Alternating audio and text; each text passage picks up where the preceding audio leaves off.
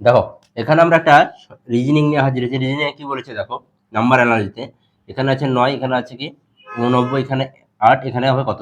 তাহলে আমরা কি করব, তাহলে তোমরা চেষ্টা করবে নিজে নিজে করা, তবে আমি সরাসরি কিভাবে করতে হবে দেখাচ্ছি। তাহলে প্রথমে যদি আমরা দেখি 9 এর স্কোয়ার যদি আমরা করি কত হয় 81, তার সঙ্গে যদি আমরা 8 প্লাস করি তাহলে আমরা কত পাবো 89 পাবো।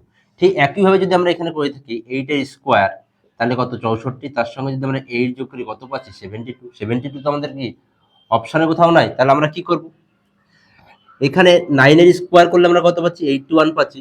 এই 8 আর 1 দুটো যদি গুণ করি তাহলে কত আমরা পাচ্ছি 8 পাচ্ছি। তখন যদি আমরা যোগ করি এই দুটো তাহলে কত পাবো 89।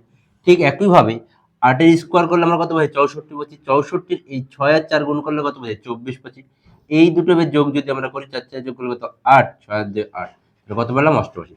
সঠিক উত্তর কি হবে 88, অর্থাৎ কি অপশন বি।